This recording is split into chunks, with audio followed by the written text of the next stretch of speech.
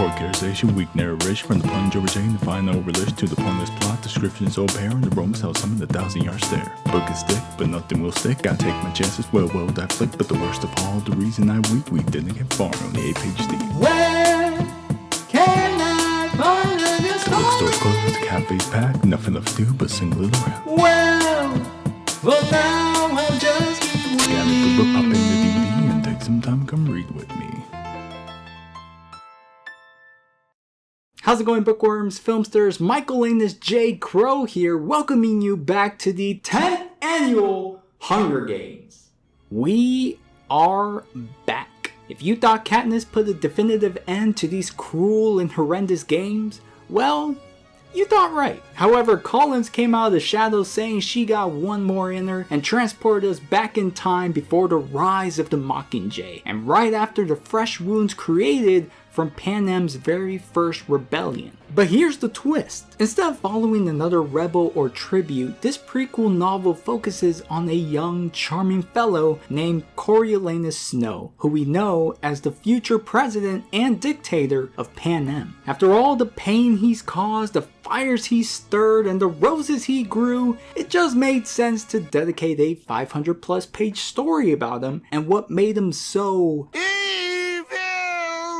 All jokes aside, while no one really asked for this, I can't deny it was an interesting perspective to take, considering the amount of stories she could have focused on instead. Also, with the recent news of Donald Sutherland's death, it seems appropriate to dedicate this review in his memory and explore the origins for one of his most prominent roles. If you'd like to learn more about the origins of this YA series or just need a recap on the original trilogy, please check out my previous reviews to get caught up to speed, because we're just jumping straight into this one. So sit back and relax as I recount a tragic tale between District and Capital, two worlds torn by an ongoing war and a rejected love that can never be.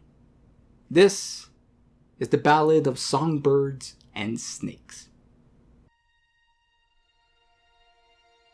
To really understand the person, the most logical place to start would be the birthplace of all their trauma, fears, and insecurities, which usually happens in childhood. And I'm gonna put this out there right now, this movie has a habit of taking certain events out of order to condense the narrative, since it was adapting from a very chunky book. While I have a lot to say about some reposition choices, this is one of the few instances where it works. The book doesn't start off like this, but it helps the movie frame the story around the source of Coriolanus' core personality, which unfortunately developed around the Dark Days, the first rebellion against the capital. During this time, the rebels had the upper hand, especially when it came to cutting off crop and food distribution, leading many capital citizens to poverty, starvation, and even cannibalism. The movie introduces us to this grim reality through the eyes of a young Corio and his cousin, Tigers. They are part of the Snow family, a once wealthy family that has fallen on hard times since the start of this war. Not only were they struggling to find decent scraps in the trash bins, but also had to deal with the deaths of their parents. The movie doesn't talk much about Corio's mother in comparison to how much of a role his father's influence plays to the grand scheme of things, but the book does inform us that she died at childbirth with his expected sister. As for the father, your father is dead,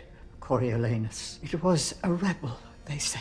Trap out in the forest in 12. While it isn't an extreme difference, the specificity of it does create a contrast in focus. In the book, it's clear that his father did die by the hands of a rebel, but it was never specified what district, which shouldn't really matter anyways. Corio would grow up with the mentality of hating rebels, but to go out of your way to say that he died specifically in the woods of District 12 by some trap? Well, after multiple watches, that line personally feels heavy-handed. Again, this is a big book, and I don't blame the movie for having to condense and sharpen a lot of information. But it did come at a price. One noticeable consequence is the fact that the movie has really fast pacing. I mean, this whole childhood origin story lasts for a good 2 minutes, giving you the bare essentials you need to understand the narrative, and because of that, the script is shallow. There is absolutely no time to get to know the wide range of characters introduced in this story, defined only by their strongest personality trait, and even then, some characters are misrepresented from their book counterparts. Also, most of the dialogue is just exposition dumps, stripping more of their personality and never really giving you a chance to connect with them as you would in the book. A lot of that I could have forgiven, but not what they have done to our main protagonist. The Coriolanus I met in the movie was not the same guy I read in the book. It's amazing how different these two characters are from one another, and that is because of the lack of his inner monologue that wasn't properly translated to film. It's wild that this was even an issue because, like the original trilogy, a lot of Katniss's development, personality, and strategizing was also locked away in her mind. But the movies made it easier to understand through its camera work and being very precise on what it wanted us to focus on. This movie lacks a bit of that camera work, but is also restricted by the character. On the outside, Corio may appear to be a suave, well-mannered teen, but on the inside, he's surviving on nothing but that charm and charisma. The book goes more into detail about Snow's family fortune and its immense tie to munitions supplied from District 13's nuclear division, which at the time was the capital's main source of power. But if you remember what we learned from the Mockingjay book, this district was the first to rebel and struck a deal with the capital to play dead and not fire any of their nuclear weapons. This separation from the capital indirectly screwed over the Snows and placed them in a state of poverty, which is shown through a glimpse of Corio's current home life, where he has to settle with mismatching tesserae buttons and boiled potatoes for breakfast. Anyone paying close attention could spot their financial struggle, causing Corio to live in this constant state of self-conscious paranoia while keeping up appearances. Only readers of the book would truly understand this internal strife, along with his high expectations and disapproval to everything and everyone around him. This guy is too hung up in his own troubles to be bothered with anything else, and puts too much value in the wrong people. The people who genuinely love him and try to set him on the right path can never compete against the bad influences that have the power to restore his life back to what it once was. There was just so much complexity to his character that it kind of makes it hard to get behind the movie's interpretation. Without it, movie Corio just feels like half a character. It feels like they extracted any trace of his controlling narcissistic behavior and pushed it onto other characters in order to maintain this sweet but false persona for as long as he could. I won't go through every moment when Corio is being two-faced about something because we could literally be here all day. Just be aware that with almost every interaction and decision, it was always paired with annoyance, backhanded comments, and calculating schemes and rationalizations that would justify this infectious family motto. Snow lands on top. Corio feels confident that the odds of revival will be in their favor this year, as his senior class will be participating in the Hunger Games' first ever mentorship program. When this prequel was first brought to my attention, my main question was, why the 10th game of all things? If you were going to go this far back, why not build a story around the very first Hunger Games? It wasn't until I read the book that I understood why. In regards to the games, this story touches on the origins of when they started to become the glorified spectacle we would recognize in the future. Because right now, not even the capital citizens are invested in these killing games.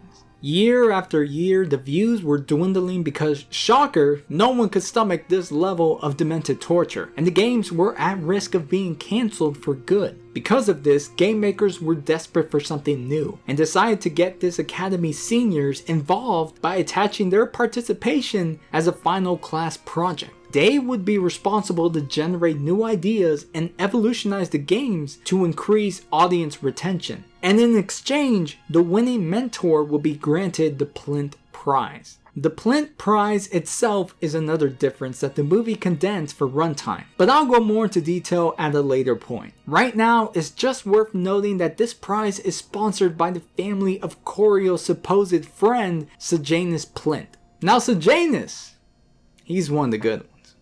If this was any other Hunger Games story, he would have led as his own main protagonist by how much he speaks up for the districts. And a lot of that comes from his background. He was born in District 2 but will reluctantly be relocated into the capital by the results of the First Rebellion. His father, Strabo Plint, made his fortune from District 2's munitions and weapons manufacturing, and profited off the war once District 13 turned against the capital. Losing that nuclear power, the capital sided with Plint and crowned his business as the new powerhouse and main military force. The immense wealth they gained during this time was donated into reconstruction projects to repair the city, publicly showing support for the capital, and that kindness was repaid by moving the whole family into the city and giving Sejanus a privileged lifestyle. None of this is included in the movie and completely transforms the relationship / rivalry between Corio and Sejanus.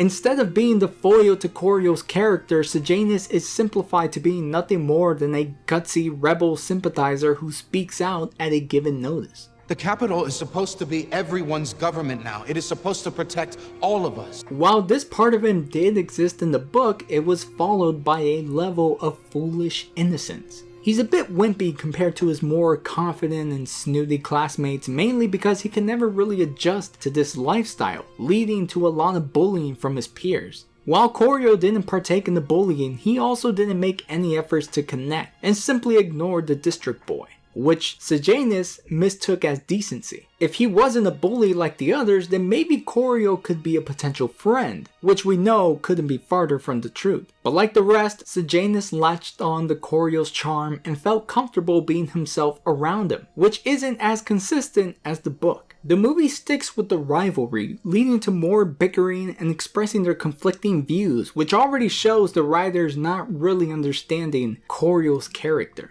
Even if Sejanus was living off the fortune his family indirectly robbed from the Snows, Corio would never show his true colors. He's a wolf in sheep's clothing, that's his style, and under the most scrutinizing circumstances, he's bound by his name and legacy to keep his manners in check. I can understand the movie not being able to translate this properly because it is a limitation that could only be effective through the book exploring two sides of the same coin. But the movie didn't even try and blended all of him together, losing that subtle complexity. So much so that you would look at this scene and unironically believe they were all good friends. Thank you for being here, both of you.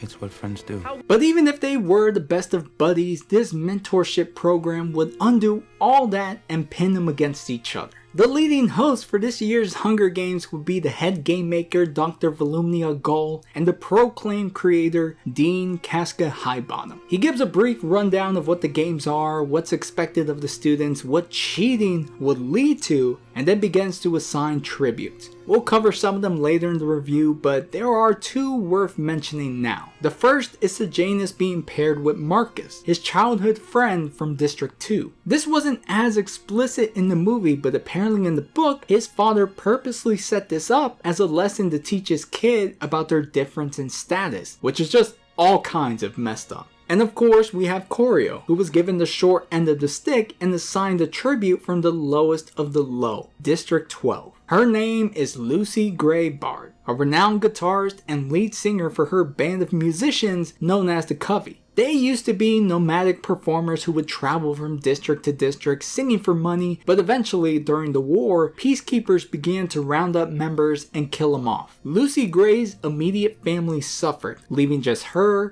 cousin Maud Ivory, and a few other members alive and trapped within the District 12 borders, where they had no choice but to grow up in. The Covey now primarily exist within District 12, integrating with the locals and finding themselves caught up in some hillbilly drama. The drama centers around Lucy Gray, her ex-lover Billy Tout, and the mayor's daughter Mayfair Lip. For some time, Billy was part of the Covey and dating Lucy Gray, but was also cheating on her with Mayfair. Mayfair eventually found out about this, but instead of being reasonable and dumping the guy, she turned out to be just as awful and takes Lucy Gray out of the picture by getting her daddy to rig the reaping. So unlike the traditional way of reaping being a complete chance, this was completely staged against Lucy Gray's favor. And you would expect her to break down from the choosing, but to everyone's surprise, she's a lot more feisty. Giving Billy Top the cold shoulder and dropping a live snake down Mayfair's blouse, the mayor strikes her down. But through the support of the singing crowd, she regains her energy and joins them, telling the whole world that they can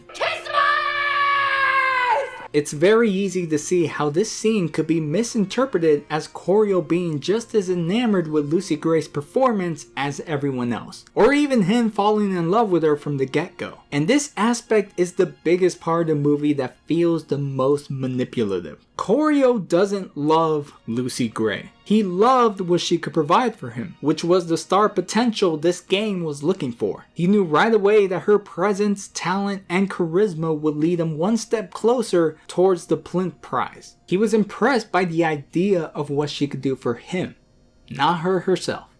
And this is reinforced in the next scene when Dean Highbottom finds Corio alone, being the only one aware of his impoverished state, and makes it painfully clear how much he needs this win. The Dean is particularly mean to Corio because of his old relationship with his father. We'll explore this later on, but the main thing to take away here is that the bad blood crossed generations, and Highbottom would act as an antagonistic obstacle Corio would have to cross if he wanted to win. But first, he had to gain Lucy Gray's trust. By Tigress's suggestion, Corio tries to make his tribute feel welcome by meeting her halfway at the train station, surprised by the fact that they were brought through the cargo route. In their first meeting, Lucy Gray eats a petal off his gifted rose and learns that he's her mentor before she and the rest of the tributes are escorted to the back of a truck. In the book, Corio had no trouble at all asking for a ride, but to make things more exciting, the movie just had him sneak on board, almost losing his head until Lucy Gray stepped in to save him. And it isn't long until they're all dumped in the zoo exhibit for the Capitol's amusement. And I distinctly remember my first time viewing this in theaters that this was the moment the movie won me over for its atmosphere. With the cargo train and now this, the movie excels in demonstrating the wild contrast of the tribute process we're used to from the original trilogy. Before the days of being treated like celebrities, they were seen as animals, with the only coverage being had from the Capitol's #1 weatherman and amateur magician, Lucretius Lucky Flickerman. The book had this whole other reporter named Lepidus Malmsley from Capitol News, but I can see why the movie would just stick with Flickerman here. The same reason why Effie had a bigger role in Mockingjay. In fact, it makes more sense here because if the Hunger Games were being poorly received right now, why would the Capitol spare their best reporter when they can just suffice with this dude? But what a highlight in his career. Today of all days, he finds a Capitol boy stuck in the cage. And knowing how self-conscious Corio is about his appearances, he's internally freaking out, not really knowing how to go about this until Lucy Gray calms him down with a simple suggestion. Own it. Remembering how she handled herself at the reaping, Corio takes a page from her book and treats this wild scenario as a performance, maintaining his composure and introducing this crowd to his star tribute, making his name known before the Peacekeepers pull him out and escort him back to the Dean's class. Now, this next scene is a fusion of 3 different conversations from the book. One scene was the actual introduction for Dr. Gall, with her first line of dialogue being this wacky rhyme. Down in the cage it fell.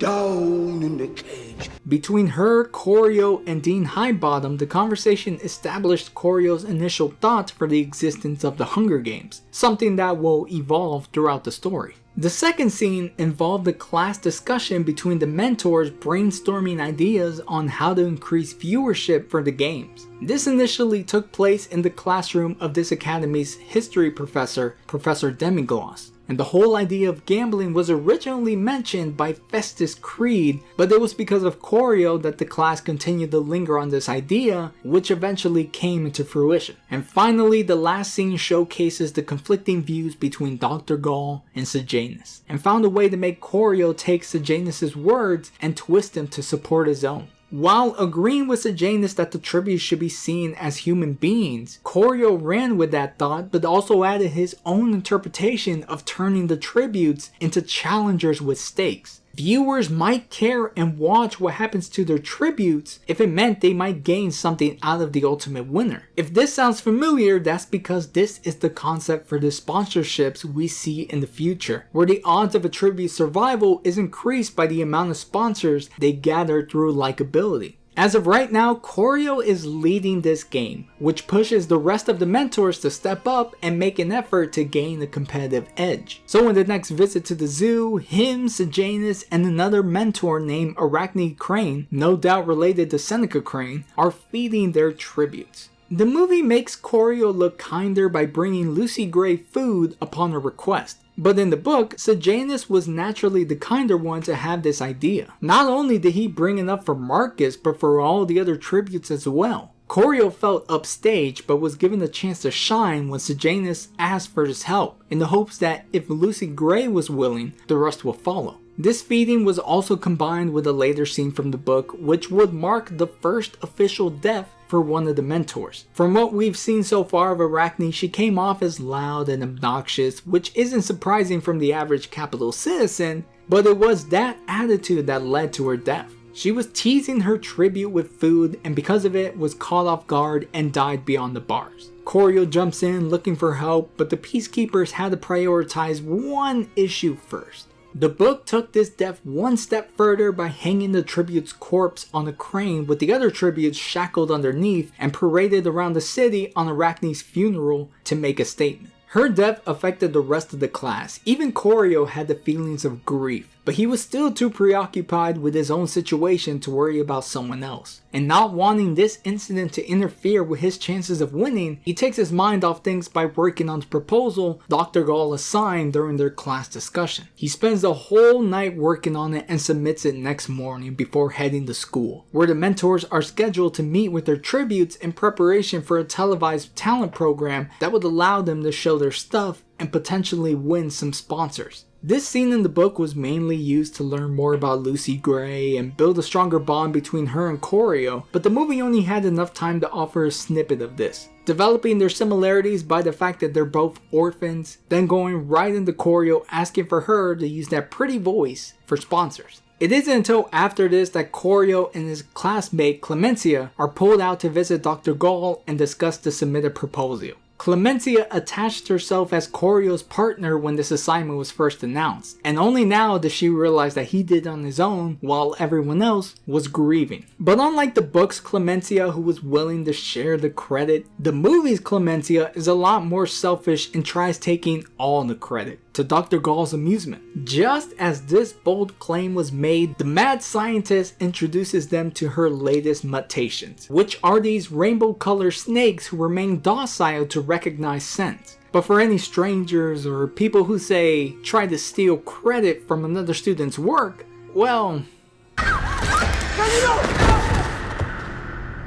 And this is actually the last time we see Clemencia in the movie, which wasn't the case in the book. By the time the games begin, she shows up again, but with noticeable side effects from this incident. What with the peeling skin, jaundiced eyes, and literal snake scales. But what really caught my attention is what Dr. Gall recites from Corio's proposal, which consists of engulfing the world and creating a little terror, and revisiting that again. I'm just like, what? That's not what she asked for at all. In the book, the proposal was mainly focused on the betting system, who would be allowed to participate, and the kinds of foods and resources provided. Even if one were to consider this just being flavored text, it still betrays the character growth. This isn't the only time Corio writes to Dr. Gall in the book, so I think the movie compiled scenes again and blended all his letters into one. But the problem with that is that this language or mindset shouldn't be so apparent. It would fit later on, but as of right now, he hasn't had enough experience to even begin thinking like that. Come on, movie. The movie just started.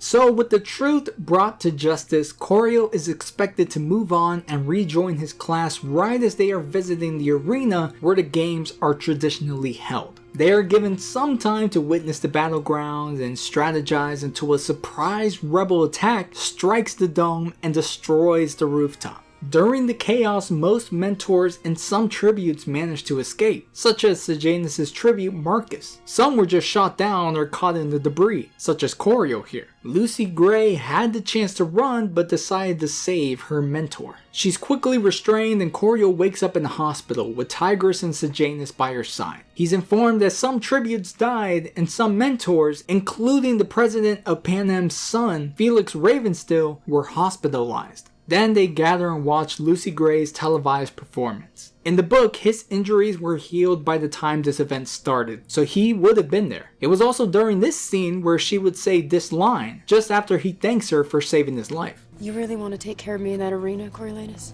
Start by thinking I can actually win. But this is another scene that once again kind of misrepresents Corio's character and intentions. In the book, after she sings her song and basically wins the crowd over, Corio feels immensely proud. But only for like a minute before the input from his peers bring out the reality of the situation. She's a good singer, but she ain't no fighter. She can draw in sponsors, but what good would that do if she can't survive the first 5 minutes? Because of this, Corio resorts to cheating, a little motivated by love, but mainly for his own benefit to secure his chances of winning. And even that ounce of love wasn't as romantic as the movie wants you to believe. It's the kind of love where he knows someone is more than likely to die soon, and he wanted to give him a last memento. He didn't want the item to be something useless either. He wanted it to be something she could actively use, which is where his mother's compact comes in. Stuffing it with rat poison himself was honestly a good change because his book counterpart just expected her to have the same idea and really taking the risk that she would understand what to use it for. And pretty much this whole scene of visiting her back to the zoo, giving her all the details about the remodeled arena and handing her the compact was immensely better in the book because the scene itself had so much weight and complication that you just can't capture with a look and dry exposition. The movie gives enough on a subtle level if you're paying close enough attention, but it doesn't hit the same after reading the book. This whole first part has demonstrated how much of Corio's character has been stripped and rearranged to fabricate this love story, removing any responsibility from his actions for how he's behaving so far in this mentor program. I mean, it was so well developed that he actually went for this kiss the movie held back on. It sticks mainly with the events rather than the emotions, which is something you need for a character-driven story like this. But luckily, we are entering what I consider the movie's biggest strength, and that is the start of the 10th annual Hunger Games. I don't think I'm wrong in saying that this is the best part of the movie, and the one portion that does it better than the book. Between this and my last review with the series, I recently heard somewhere that Suzanne Collins doesn't like writing the Hunger Games portion of the Hunger Games. Based on what she often tries to highlight in these stories, that makes sense, and can sorta explain the reason why the narrative was dissociated from the actual event. Since we are stuck in Corio's perspective, the book remains on the mentor's side of things, and a majority of the time examines the games from a safe distance. As a reader, it was kind of a letdown, but on some level, I think that was the point. There are more reasons why the game was such a chore to read through, but we'll discuss them along the way. I'm glad to say though, that the movie did not disappoint, thanks to the capability to switch between perspectives and putting us closer to the high intensity action as Lucy Gray and the other tributes do their best to survive. And in some messed up way, they should count themselves lucky for even getting the chance. Some were already screwed from the get-go. Immediately, right before the games even began, Sejanus was eliminated by the fact that his tribute Marcus was caught after his escape and had his beaten body hanging from the colossal rubble. Sejanus tosses his chair, calls everyone in the room monsters, and then storms out. But that barely made any sort of impact, so the games continued on with the traditional countdown. At the start, Lucy Gray is barely surviving the chaos as she tries to reunite with her district's male tribute Jessup, so they can escape through the cracked tunnels Corio informed her about the night before. The best change the movie did was adding cameras in the last minute so the action could be captured beyond the main arena. But even with this appreciated addition, there's nothing that could be done about the waiting game. This is probably the sole reason why game makers would eventually have to create hazards and murderous gimmicks, because no one is looking for a fight except for this District 4 girl named Coral and her pack. The goal here is to wait out the competition and hope that someone dies of thirst or starvation or worse. The book would use these quiet moments for internal speculation, world building, and just filler content to fill the dead space. It can drag at times, which is why the movie is more favorable, because it can just skip right into the next point of interest, keeping the tension high and alive. So just as lucky as giving the weather report mid-game, District 7's Lamina comes out of the shadows to put Marcus out of his misery and take over his spot for safety. For this, her mentor, Pup Harrington, decides to reward her with a sponsored gift, making her the first ever tribute to ever receive one of these gifts. And it is devastating. The movie enhanced the tragedy of this moment by the music score. There's so much hope upon the arrival of this drone, but because it's still a novel concept, there's just no control of its speed. So at the moment of delivery, Lamina and the crowd sleep on that L for the night, and just as Corio found his comfort spot, he's awakened by Dr. Gall, who demands his help in extracting his friend Sejanus, who apparently snuck into the arena to sprinkle breadcrumbs over Marcus's body, which in their district is accustomed to provide the deceased some food for their journey towards the afterlife. Now this next scene has a couple differences, including where it initially started. In the book, Corio doesn't stick around the academy and decides to head home, where he finds Mrs. Flint in his living room, worried about her son until everyone spots him on the TV screen. Shortly after, he gets a house call from Dr. Gall asking him and Mrs. Flint to come and remove him from the arena, since peacekeepers might cause a commotion with the tributes. Being mistaken as his friend made Corio annoyed and embarrassed the whole way through, with the only plus side being that his relationship with the Flints strengthened, which will be important later on. Another change is what they find upon arrival. There was this whole Peacekeeper squad setup that provided Corio with his very own body armor and pepper spray to enter the arena with protection. Granted, by the end, it didn't seem necessary at all, but hey, it's the thought that counts. However, the movie just said good luck bro and sent him in there with hopes and prayers. With caution, he finds Sejanus and tries convincing them to leave. As you can expect, this conversation is a lot more condensed than the book, but covers the main reason why Sejanus is here. He wants to make his own statement by dying in the arena. But the problem with that, further explained in the book, is that the game makers blocked out the feed and made it indistinguishable. So even if he did manage to go through with this plan, it would have been all for nothing. Corio uses that logic to make his case and even lays it on a bit thick with this line. Because you're my friend. Falling for the empathy, Sejanus is convinced, right as their presence is made aware and forces them to run out. In the book, they apparently had enough time to try and drag Marcus's body out, but the District 8 tribute, Bobbin, doesn't give them that chance and chases them towards the exit. Right over the turnstiles, a fight breaks out, ending with Corio taking out the tribute with his own hands. Pretty soon, Coral's pack keeps the chase going until the mentors find safety behind the gates, and Sejanus is reunited with his family. And it was because of this incident that the Plint Prize was created.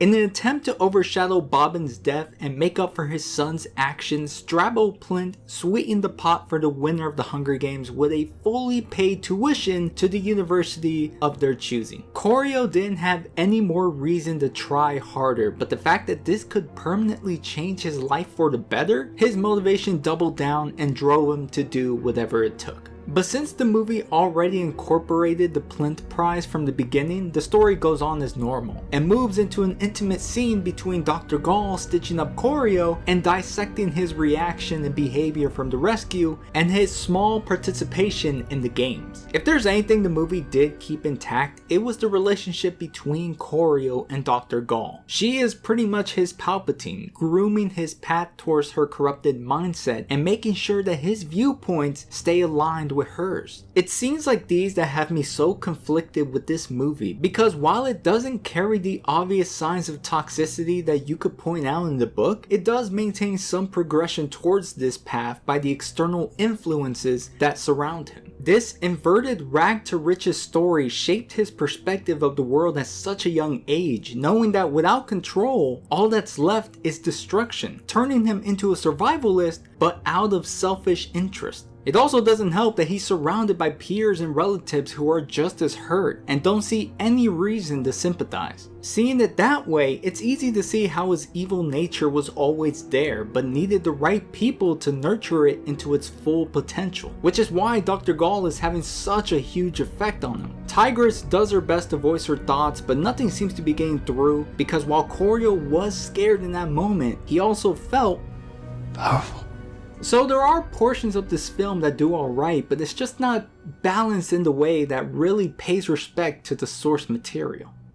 The Hunger Games pick back up next morning when Jessup has succumbed to his infection and begins chasing after Lucy Gray. Ever since their arrival in the capital, he had the misfortune of catching rabies from a wild bat, and now couldn't control it any longer, putting the mentors in a tough spot. Corio tells Jessup's mentor, Lysistrata, about water being the solution, and while he passed it off as common knowledge, the book showed that he learned about this while trying to send water to Lucy Gray and noticing Jessup's reaction. In the movie though, Lysistrata ultimately decides to take the blow and put all her hopes into Lucy Gray's victory, when she sends water to Jessup and frightens him to his death. And for this, the movie saved Corio's support for something better. As Lucy Gray says her goodbyes to Jessup, Corio's pack comes out of hiding and starts surrounding the singer. With quick thinking, Corio proceeds to button mash so much water that he summons a drone army to distract the pack and allow his tribute enough time to escape. After that distraction, the pack lost track of Lucy Gray and changed their target to Lamina, who's been sitting pretty since the Mercy kill. In the book, she was in the bad spot and developed a very bad sunburn from too much exposure, but even without that detail, she still wasn't a match to fend off the pack. As Lamina was being handled, Lucy Gray had enough time to sabotage the collected stash of water bottles, leaving only one that she purposely poisoned. The pack caught on and tried chasing after her again, but lose her in the ventilation duct. Being so fixated on her, Coral takes it out on this District 10 tribute Tannen, and goes for the drink until they spot the District 8 tribute Wovi and begin pursuing her. Now, this was an interesting difference in the book because it was initially Wovi who drank the poison water.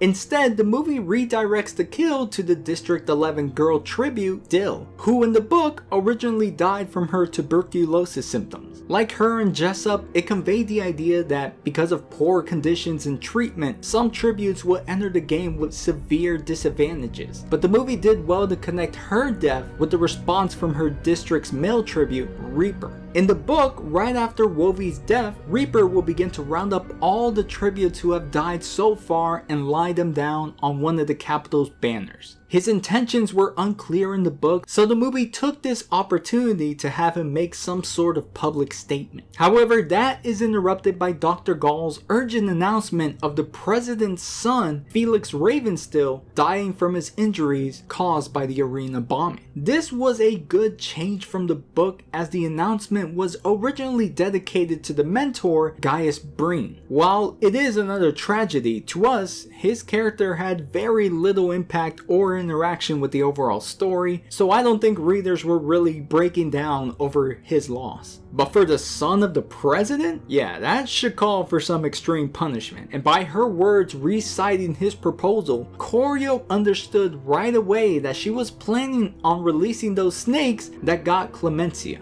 So to secure his win, he pulls out his stitches and revisits the lab, taking one of his embroidered handkerchiefs and stuffing it into the tank, knowing that Lucy Gray's scent will make her immune to the oncoming surprise. But until that could come into play, Lucy Gray still needs to survive, which is made difficult when Coral's pack starts forking her out of hiding. Lucy Gray gets lucky when she uses poison powder against the District 7 male tribute, Treach, killing him on the spot. But right after, she falls out of vents and starts running back towards the center in time for the game's final spectacle. And you'll be surprised to know that this is not the book's conclusions to the games.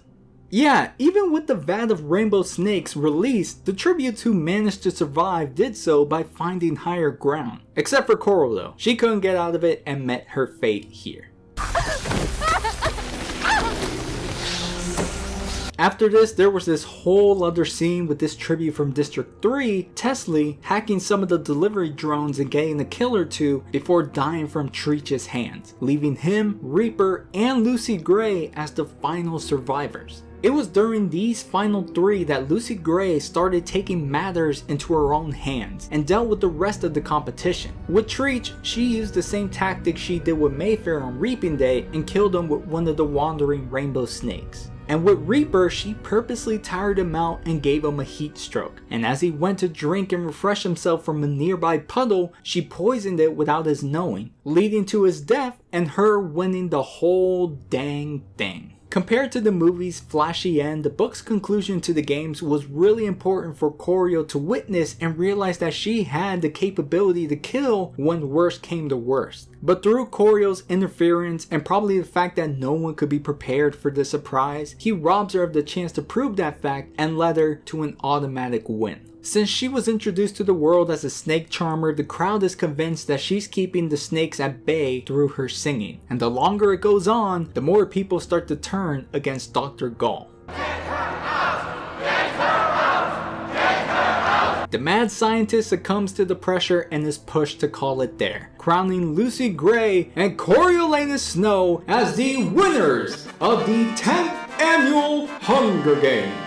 With so much of the odds against him, Corio managed to make the Snow land on top. He doesn't have to worry about living in poverty anymore. He can save his apartment from being sold off. The days of ugly tiles and boiled potatoes are over. All he has to do now is walk straight into Dean Highbottom's office and collect...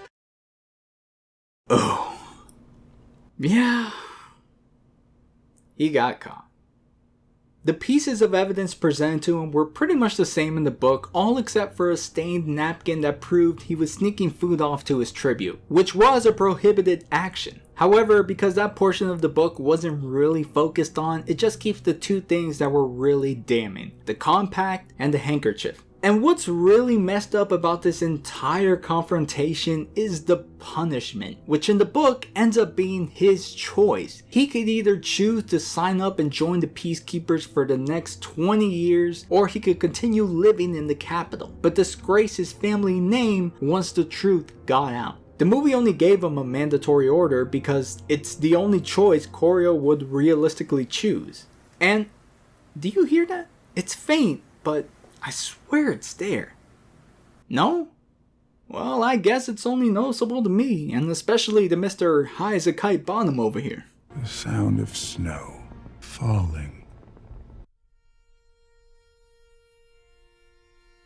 Now, part 3 really suffered the most from this adaptation.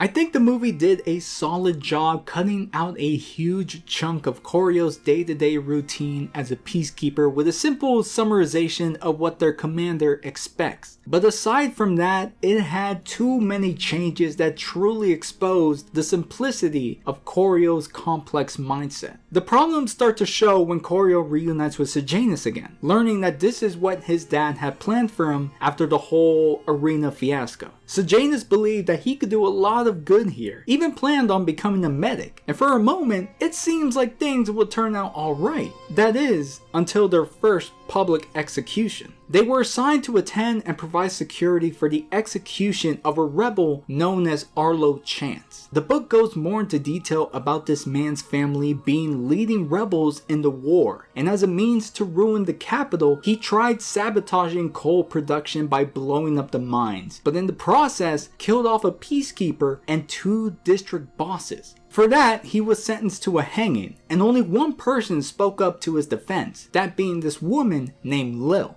Her disturbance led to peacekeepers closing in on her, and as he's telling her to escape, the lever is pulled, and Arlo's final words echo through the cries of the Mockingjay. Lil's capture became a new issue for Corio, mainly through his connection with Sejanus, who from this point on would start being concerned with her case. But the difference between this and the book is the level of involvement. The book showed Sejanus being more naive with the situation, like he's not completely rebellious but also can't see past obvious deception or takes things at face value. especially when he starts colluding with Lucy Gray's ex-lover, Billy Top. And the movie scene with them is also different from the book. Eventually, Corio reunites with Lucy Gray during her performance at the Hob, but that's cut short when Billy Top shows up, making a complete ass of himself and causing a fight that shuts the whole party down for the night. After this, the book's peacekeepers were not allowed to leave the base on their own and enforced the buddy system. It was because of Sejanus that Corio was able to sneak off and visit Lucy Gray by the tree, and just this tree. The movie never gives time to explore the rest of the Covey family, just a few lines and screen time, but it was around this scene that Sejanus and Billy met to discuss a potential breakout for Lil. Instead of being joined by the hip, the movie has these two go through their own individual experiences and paints Sejanus in a negative light, as if he's actively looking for trouble when in actuality, he was approached first and his inner kindness and goodness showed Billy that he could be taken advantage of. And right after this, the movie makes a huge leap over several scenes from the book. Going from this scene straight to the lake trip skipped over a whole week of events. It doesn't include Corio's growing suspicions of Sejanus, making sure that he isn't getting too attached with the rebels. He also made the decision that Sejanus would never change his ways since he showed no interest in taking this officer candidate test and was lying about the fact that he was broke, even though Corio snuck through his belongings and found stacks of cash sent from his mom. Even though his school life was over from this point, Corio still kept in touch with Dr. Gall through a letter, where he began to reflect on his time in the districts and explore the necessity for control. There was also this whole other arc with him and another peacekeeper named Bug working with one of Dr. Gall's scientists, Dr. K, who required their help in capturing the remaining Jabberjays that resided in the district. The movie condensed this portion of the story during his second stitching, where Dr. Gall gave a brief history of this failed attempt and the bird's ability to record intel. You know, just covering the important stuff. But what this movie doesn't really explore is the cracks showing between Corio and Lucy Gray.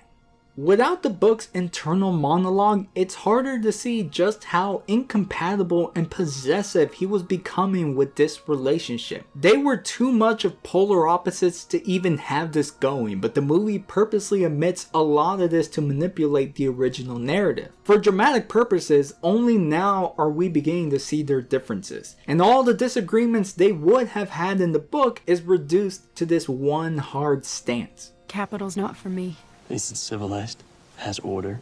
Another important point that came from this discussion was the co-promise that they could trust each other. By this point, it's easy to see how much of a lie this is, coming from him, and we'll see this betrayal in the most villainous way possible. But first, we gotta talk about this next scene. As I mentioned before, Corio took an officer candidate test before the lake trip, which wasn't explored at all in the movie, but just simplified to get him acceptable results, leading Commander Hoff into giving him the chance for advanced training in District 2, with just 10 days to settle his affairs here before leaving. I don't like this change at all, especially with its timing.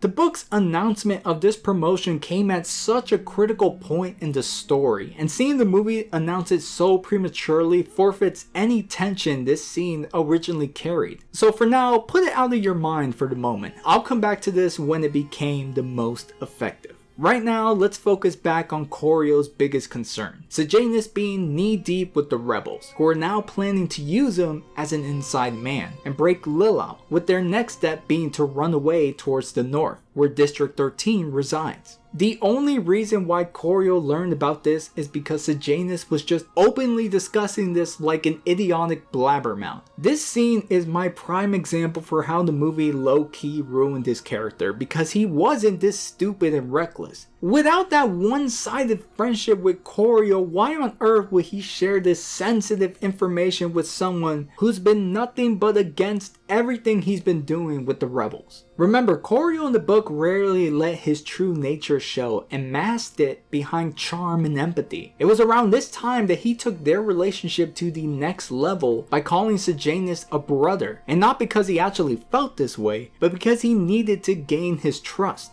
Helping out the rebels and losing interest in the Peacekeeper life was starting to become apparent, and feeling like his direct approaches were creating a barrier, Corio tried using the only tactic that always worked with Sejanus in the past, and made sure that he could be considered a close confidant, which led to this rebel sympathizer spilling the beans about the breakout plan. Sejanus is none the wiser, believing he was in good company, and because of this, he would never expect Corio to suddenly record the entire conversation through one of the Jabberjays, making sure not to say anything and let Sejanus do all the talking.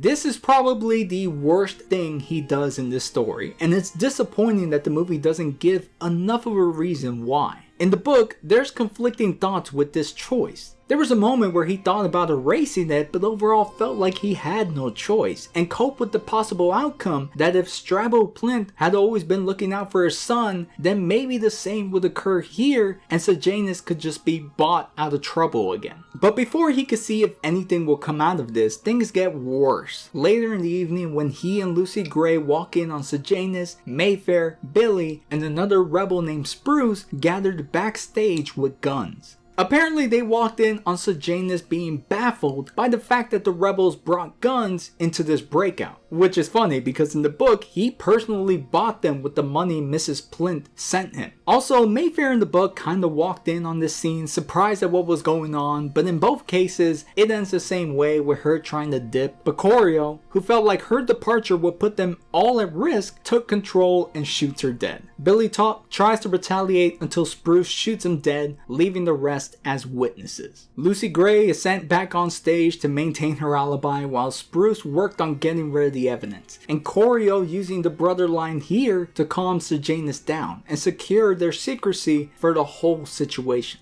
We're brothers. Brothers.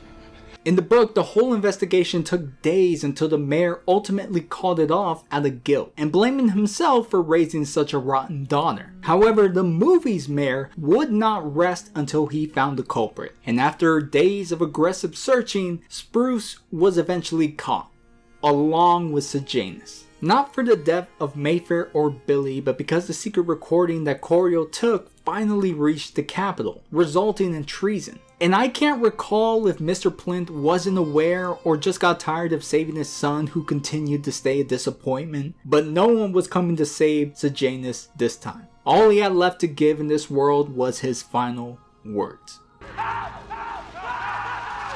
Now, Corio does express grief, but that's all the movie provides on the surface level. In the book though, that grief is quickly consumed by paranoia, not feeling entirely safe since the guns were still missing, and would only be a matter of time before they're found, and his fingerprints would buy him a one-way ticket to the hanging tree. There was one surprise visit to Commander Hoff's office, but it was only to be congratulated for bringing Sejanus' actions to light. He was looking for any way out of that situation, and Lucy Gray was the solution. This scene in the movie originally took place during the commander's birthday party, which was also going to be the night the breakout would take place. This conversation remains the same though. Lucy Gray is planning on running towards the north because of the mayor's growing suspicions of her for his daughter's death. So much so that he was stalking her outside her Covey home. At this point, Corio is sure that he'll be caught soon and decides to join her, believing that his last remaining option wouldn't be so bad. But just after he agreed to run away together, he's called back into Commander Hoff's office again, thinking this was the end for him. But instead,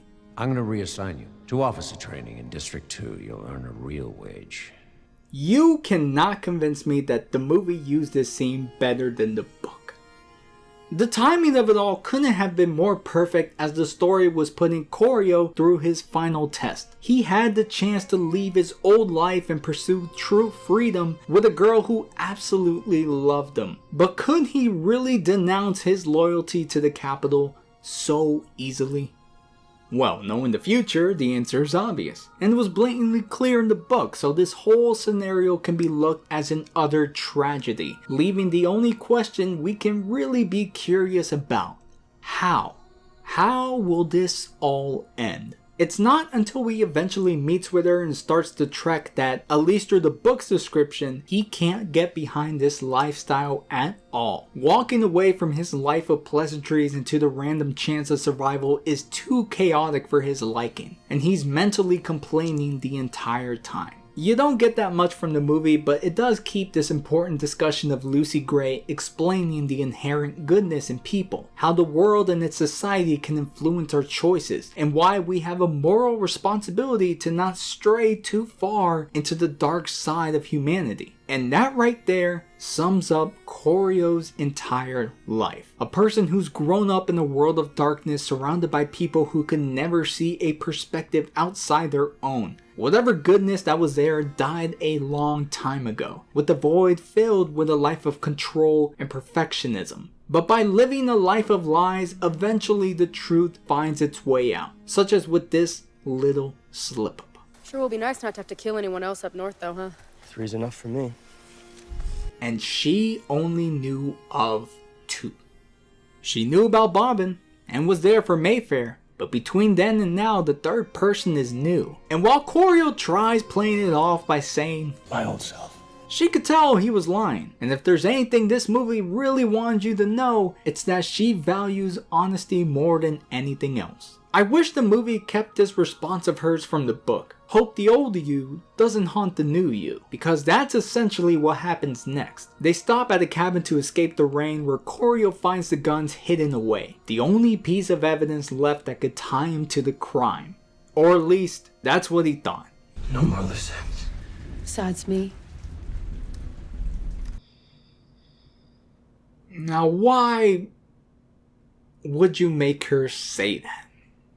This was stupid. Stupid because the movie is once again taking his thoughts and transforming another character into nothing more than an expositional mouthpiece. In the book, he came to this conclusion himself, and thinking back to how she performed in the games, not really acknowledging his own influence, started to consider her a threat. And with this new opportunity to be sent to District 2, he was already set on abandoning her. But now with the guns, his mind feared the possibility of her reacting badly to his abandonment, and thought that she would take revenge and try snitching on him. He's seen firsthand what she does to the people who do her wrong, so to him, it seemed like the most logical conclusion. The point I'm trying to make is that his thought process and internal struggle was far more interesting than the movie's watered down version of just having sweet old Lucy Gray speaking his paranoid thoughts. And again, this is not the first time the movie does this, but at this point it does come off as extremely lazy, especially at the climax. Like, there could have been a more interesting way to execute this. Maybe a rushed montage of events or memories flooding his mind, visually connecting the thought process to this conclusion, and could also justify the passing of time as she left to go fish. Corio's paranoia starts to flare by her lack of response, so he decides to go out looking for her, gun in hand. Still getting no response, he eventually finds a scarf of his mother's that he gifted her, discarded on the ground. And when he goes to pick it up, a wild snake bites him from underneath. Now, it's only through the book where you learn that this snake was barely even poisonous, evident by the lack of fangs or blood it drew. However, with a crazed Corio, he saw more of what he wanted to see. Lucy Gray tried to kill him. After all he's done for her, she would have the gall to turn and betray his fragile trust. So the next time he gets her in their sights, him going to that spot and finding one of her earrings ruins the ambiguity this scene was going for. In the book, you can tell he was too far gone in his own head, which is aggravated even more when the Mockingjays come out and start surrounding him with the eerie melody of the hanging tree, which also had a missed opportunity to not use the line, "They strung up a man, they say who murdered 3. She's the original creator of this song, based around the crimes of Arlo Chance, who did murder 3 in the mine bombing. And this could also apply to Corio and his current kill count. Hearing this song in the trees and having this internal guilt and paranoia reignited, he implodes and tries shutting the noise out by spraying shots at all the Mockingjays around him. He has finally had enough. And as for Lucy Gray, well, that's a mystery. There's this ballad in the book named after her describing a girl who disappeared in a snowstorm, which is what this scene was most likely mirroring. Like the song, whether she lived or died, it's left to the imagination. And fan theories. I personally believe that she lived on and carried some connection to Katniss's dad for the fact that her musical abilities lived through him. Or maybe he had some part in the covey after her disappearance. Honestly, it's a lot more believable than the Lucy Gray is President Coin one. In any case, whether or not he believed he actually shot her, Corio felt that either the bullet or wilderness would kill her first, and let the matter rest there. He proceeded to sink the evidence in the lake and use his father's compass to guide him back to base in time for his District 2 promotion. But surprisingly, he's been given a detour back to the capital, to Dr. Gall's laboratory. She basically tells him that this whole experience was the equivalent of a summer vacation, with the intention to shape his perspective and refine his answer as to why the Hunger Games are a necessity. To remind us all who we truly are.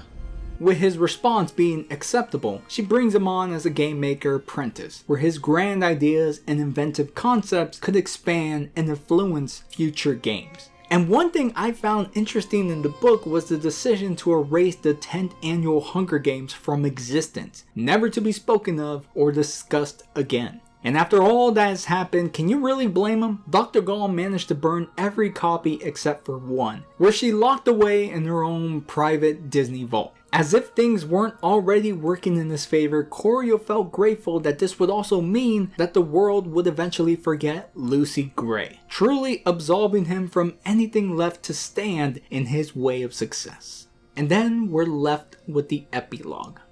Corio has recovered his wealth and more thanks to the plinths. It seems to come out of nowhere in the movie, but if you have been following along with my inserts from the book, this shouldn't be a surprise. For always doing his best to look out for Sejanus and becoming empty without their son to inherit the wealth, the plinths pretty much adopted Corio as their own, giving them all that their real son constantly rejected. This day takes place on Sejanus' 19th birthday, and Corio wanted to present his parents with some of his old belongings, but first paid a visit to Dean Highbottom, wanting to collect his mother's compact and make sure that Sejanus' diploma didn't end up in the wrong hands. And it's through this conversation we learn the whole truth behind Highbottom's beef with Crassus Snow. In their younger days, they were students in Dr. Gall's classroom, and one of her assignments was to devise a punishment so extreme that the rebels would never forget and easily submit to. As a joke, Highbottom drunkenly established the concept for the Hunger Games, but because of Crassus's involvement in getting him more drunk and fleshing out the details, the dean's idea was stolen and submitted as a joint project. Highbottom never intended this to become a reality, and never expected his supposed friend to go behind his back for a grade, but it happened, and Highbottom was credited as the leading architect for something he never wanted, beginning his morphling addiction right after seeing firsthand what the games became. The inclusion of this final scene was a perfect way to close off Corio's journey. Throughout the story, he struggled to figure out what he truly wanted out of life, and always believed to be more like his mom, but his actions slowly revealed the similar steps and behaviors his father would have taken. With this reveal, that fact is made clearer, right down to betraying a friend for their own personal gain. But the poisoning was his own specialty. Knowing full well of the dean's addiction, Corio purposely disposed a morphling vial spiked with rat poison, killing the dean on the spot and beginning the start of Coriolanus' venomous rise to power. Anyone who dared cross him would share the same fate, and within his power he would never allow anyone to dissuade his motto, that the snow will always land on top. And that was the Ballad of Songbirds and Snakes. I'm gonna be honest, I had a real tough time writing this conclusion. My feelings towards this book and movie was such a mixed bag that I didn't even know where I would even begin. But there is one thing I am sure of. This story has incredible world building. However you might feel about the narrative or the characters, I think we can all agree that the world building was this story's biggest highlight. Collins doesn't miss when constructing her dystopian universe, and while this book can feel bloated at times, it still had entertainment value exploring the past and connecting the future. The movie further enhanced this experience by highlighting the clear division between classes, the inhumane beginnings of the process that would be ironed out over the years, and at least with the action, tighten the events to keep the tension fast-paced and impactful. But sadly, that's the only real positive I can say about the movie. This adaptation could have worked better as a limited series, which probably would have been well received in this day and age. Because of the book's length, the movie was constrained to making choices to satisfy the runtime, so cuts were absolutely necessary. But the cuts that were made completely transformed the narrative readers recognized. On some level, it feels manipulative. More manipulative than the story's protagonist, who was supposed to be manipulative. There were so many scenes and pieces of dialogue shifted around that it transformed Coriolanus' journey into something entirely different. And this isn't me saying that the movie should have stayed on the path to glorify a villain. I wouldn't have cared either way. And for a YA book targeted towards teens, that's a topic completely up for debate. But in terms of quality writing, the movie's finalized script just couldn't compete with the original source. The movie is running at such a fast pace that you aren't given time to connect or care about these characters. The dialogue spoken carries little personality and is only concerned about moving the plot forward. At best, it's a shallow interpretation of a complex and fleshed out character study. But even saying all that, there was one thing the movie opened my eyes to that I thought the book could have done better.